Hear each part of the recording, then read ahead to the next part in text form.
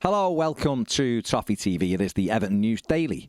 According to reports today in The Telegraph, if Newcastle United can sell forward Miguel Almiron to Saudi Arabian club Al Shabab in the January transfer window, they would use the money to push for Everton's midfielder Amadou Onana.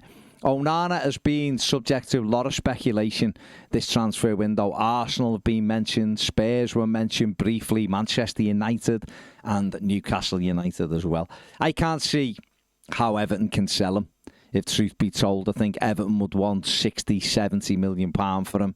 I don't see Newcastle paying that for him. Not sure Newcastle can pay that for him.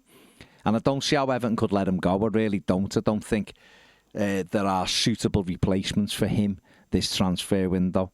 I think Everton will be scrambling around, and in Everton's current predicament, they can't afford to put any more, to gamble anymore. Plus, Onana will be going to the European Championships with Belgium in the summer, and therefore his value will, undoubtedly go up again. So for Everton, it doesn't make any sense to allow Onana out the door.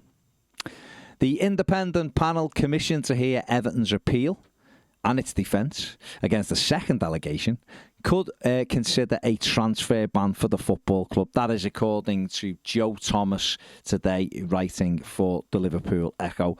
We're obviously waiting to hear when the appeal process will take place against Everton's 10-point penalty in the Premier League.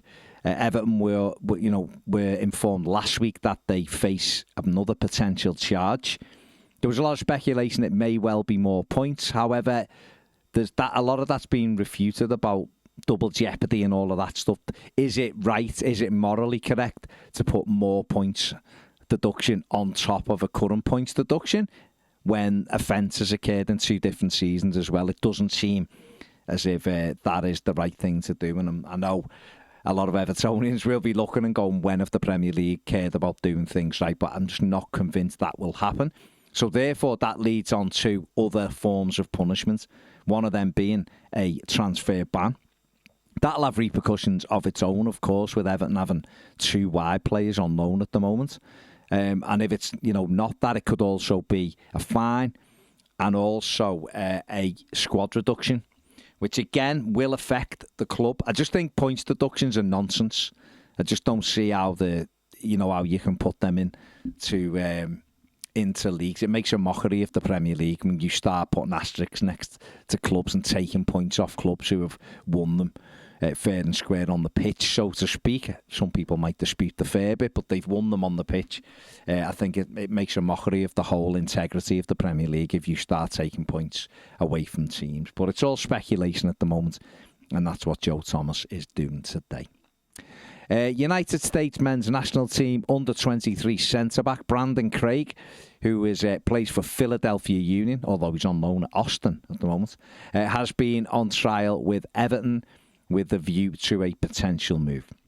Craig spent time with Everton's under-21 side and watched the first team's 0-0 draw with Aston Villa at Goodison Park. He is 19 years of age. He's featured once in MLS, but he did play 38 times for Philadelphia Union's second side, scoring 3 goals. He is highly rated, and Everton have used the opportunity to take a look at him. So we'll have to wait and see whether or not anything comes of this one. But it is good that Everton are looking in the market as well and trying to get some younger players in, have a look at them and see if we can develop them.